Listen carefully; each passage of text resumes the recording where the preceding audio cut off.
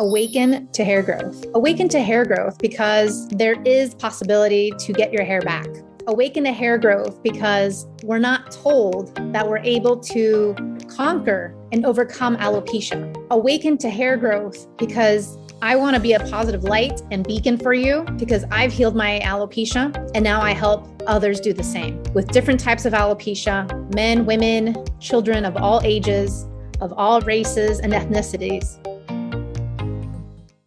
Hi, everybody, and welcome back to the Alopecia Angel podcast. I am your host, Johanna Dahlman, and today we're going to be talking about clinical trials and why I never considered it, why it never crossed my head. I'm going to tell you an intimate story about me and my family and a situation that happened when I was 9 years old. And at the time, I had a very close uncle, and he was so important in my life and just so important to my whole family. He was 24 years of age. And sorry if you hear my voice crack, it's a little bit emotional, but I was 8, he was 24. And at 24 years of age, he was diagnosed with a brain tumor. And this is way back in the day, 1990. The medical establishment, the medical research on brain tumors, the medical knowledge is a lot different now than it was then, correct? Things have changed. There's more knowledge, there's more education, there's more everything. At the time, I was living in California, and so was he. And when he was diagnosed, he was actually, how can I tell you? He was actually diagnosed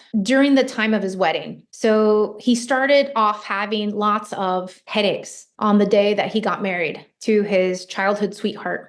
They had been boyfriend and girlfriend since they were 15, and they finally decided to get married at 24. They were both the same age. And they finally got married. And the night of his wedding, so at the reception of the wedding, he had like these massive headaches. He had a destination wedding. So he went to a local doctor. The doctor's like, go see a doctor back in the US. They didn't really say anything. They didn't want to diagnose him, but they knew it was severe enough that he should see better Western medical doctors and the doctors where he was. And so he came back to the US at UCLA, and he was seen at the doctors there. And he was told, look, you have a brain tumor. It's in a position in the head where we can't operate on. And it's so severe where, this and this and this is going to happen, and you have 6 months to live. And if I can just even describe to you who my uncle was, he was 24 years old. He was 6'4", 6'5" in height, which for my Europeans and all my internationals, that's almost 2 meters high in height. He was fit, he was active, he was muscular. And yet at the young age of 24, he was told he only has 6 months to live. This news, devastated my family and has left a very emptiness within the family as well, because we're missing somebody. I understand when people pass, depending on the situation, whether they're 90 years old or 80 years old, I get it. Your time is up. 80, 90 years old, you've had a long life. You've had lots of options. At 24, you're barely starting your life. You're barely understanding what you want to do, and how you're going to make that happen. He essentially was, for all intensive matters and purposes here, essentially diagnosed on his wedding day. And at UCLA, they told him his options, and he said, okay, I'm going to take the clinical trials. And he did. And yes, that elongated his lifespan by 6 months. But at the same time, those 12 months that occurred and happened until his death were filled with challenges, were filled with time-consuming doctor's visits, were filled with just an unrecognizable person right in front of us, transforming in the worst of ways. I'm going to spare you all the details, but this young 24-year-old went from being, let's say, 200 pounds, because he's 6'5", muscular, to over 300 pounds in less than 6 months. But because of the medication, because of the side effects of the medication, he ballooned to such an extent where he couldn't maneuver his body. Imagine gaining so much weight in such a small amount of time, and then having to not only buy a bunch of new clothes and shoes, but then also having to maneuver your body and how to balance it and how to do all these things. On top of it, a lot of the other side effects was loss of eyesight, loss of mobility in all the right side of his side. So he wore an eye patch on his right eye, and everything else on the right side stopped working, only the left side was functioning. He's a big guy, was a big guy.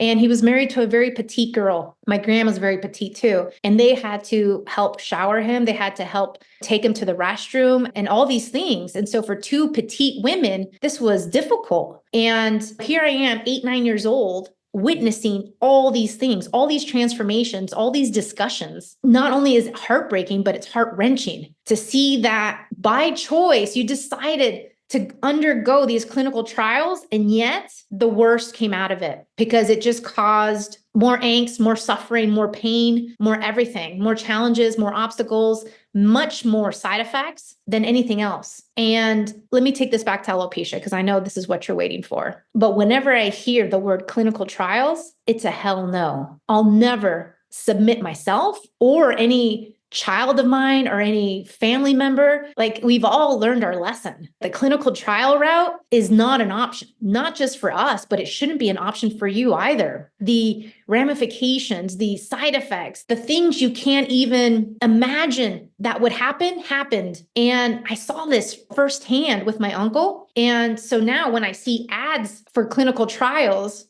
from pharmaceutical companies trying to cherry pick people of, online or social media, it just sickens me. It absolutely sickens me. And it creates like this nausea in my stomach. And it's not worth it. At the end of the day, clinical trials are not worth it. It's not worth your health. Your situation might be dire in terms of hair loss, but at the same time, it's not worth it to undergo some sort of unknown treatment, unknown efficacy, unknown safety, unknown long list of ramifications and side effects, only to deteriorate your health even more, only to deteriorate your situation even more. It's not worth it. And if you start looking back at medical history and how people recover from mistakes or how people learn about these side effects and things of this nature, it's because people have been harmed. People have been disabled. People have died because of so many of these trials and errors. And that's the word I want to highlight is errors. And many times when people come out with a new drug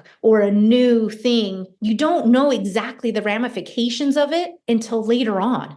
And maybe not even 5 or 10 years. And I'm not saying like this is going to show up like it's an allergy to some sort of food within 24 to 72 hours. I'm talking it can take years for us to realize that A has a correlation to B. There's a podcast episode that I talked about blind spots. And one in particular that I mentioned was breast implants. If you haven't heard it, I highly, highly recommend that you do. Breast implants is a big one when it comes to hair loss, when it comes to blind spots, when it comes to connecting A to B, when it comes to connecting the ramifications, the side effects to your health, the deterioration of your health because of A, which is the breast implants. No one gave any of my friends who've done this surgery a little pamphlet, a little Post-it note to say, hey, these are the things that you're going to look forward to. No, none of them were given that. And none of them were given anything else once they took them out. And so this has been only now 20, 40, 30 years later has been like brought to light. And sometimes that's what it takes. It takes 20, 30, 40 years for things to happen unless it's like really astounding. And sometimes medical mistakes happen that way. And if you start researching, you'll start to see the variety of medical mistakes and human error that is in medicine. And again, I'm not against medicine, but at the same time, I have a cautious way of seeing things. And in terms of my uncle, I was 9 years old, 8 years old. I don't know what alternative medicine would have done, could have done, should have done. I think with the tools and the techniques that I have now, I definitely could have helped him had I been more knowledgeable at 9 years old. But many times we go through things, so we learn from them. And many times people set the tone, set the stage for us so that it doesn't have to happen again. And in terms of alopecia, I strongly believe that clinical trials are a waste of time, a waste of money, a waste of efforts, a waste of everything. And it will only create more havoc and more deteriorated health. And this is just me speaking about clinical trials for alopecia. And why do I believe that? Well, it's not just because of my experience with my uncle having a brain tumor at the age of 9, witnessing my 24-year-old uncle with this and seeing how horrible his last 8, 9 months of life were, so much so where towards the end, he was just bedridden. That's not the last 9 months I would have wanted to live. Looking back, I'm sure he would have chosen a different route.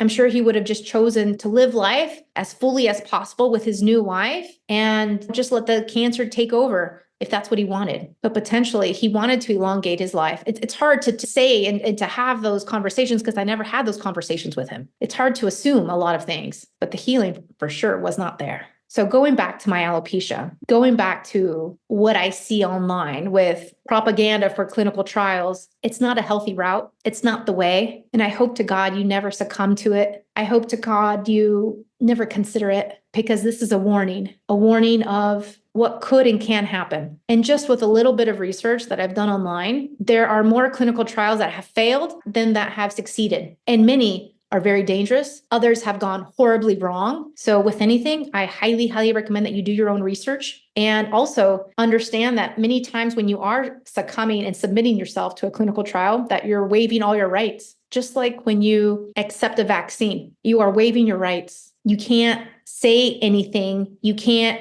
go back to the company or the pharmaceutical company or anyone else. Should you be disabled? Should you have an adverse effect? Should you have a side effect? Should you have any ancillary situation happen to you after saying, okay, let's do the clinical trial? If something happens, you have no recourse. You can't say anything. You can't sue anyone. You can't go after anyone. All your rights are taken away. And so again, those are like my top 5 reasons as to why a clinical trial was never an idea for me, never a thought for me. But for those of you, I'm hoping just a small percentage of you, and maybe 0, have even considered it or even thought about it. I hope my story, I hope this insight, this information, which again, you can do yourself. You can research this yourself and see what the pros and cons are. Because guess what? I can tell you that the pharmaceutical representative is not going to give you the pros and the cons. They're only going to highlight the pros, and that's it. They're not going to highlight the cons. They're not going to tell you what the fine print is. They're not going to tell you that you're signing away your life. And they're also not going to tell you or be there for you should something happen. I feel very strongly about this. And I feel very, very strongly about the knowingness, the intellectual IQ that your body has innately. You were born with an innate ability to heal. And again, it's just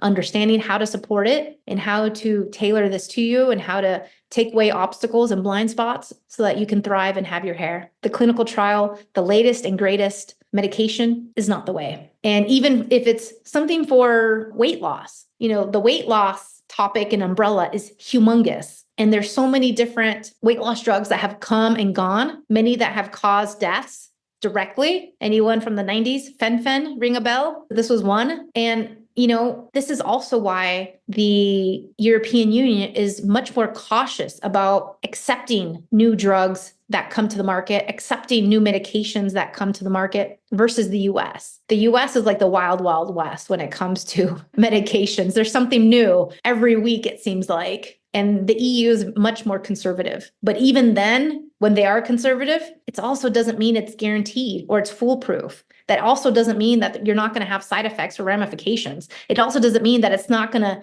be good for you or wreak havoc for you. Just because it's approved doesn't mean it's good for you. Just because it's there on the market doesn't mean it's going to benefit you. So I hope you take all of this into consideration on your healing journey, on the next time you decide to take medication, on the next time you decide to, heed your doctor's orders. Many times what we should be doing is doing our own research, seeing how we can lower our cholesterol naturally, how we can lower our blood pressure naturally, how we can lower our high sugar diabetic levels naturally, how we can do things naturally, supporting our bodies versus just taking and accepting a medication because it's easier. It's not easier. It's going to harm you in the long run. You just don't see it now. I hope this has helped you. Thank you for being patient with my tears and my cracking voice. The pain that we've experienced as a family, and even myself as a 9-year-old, is still there. Sometimes people come into your life to show you that there's a better way, to show you what not to do. And that's all you can do is learn from others and understand that there's always a better way. And I'll leave you with that. Take care. Thank you for listening to the Alopecia Angel podcast, a positive light in healing alopecia. You can do this and we can help. Spread the word that reversing alopecia is possible by telling your friends and family.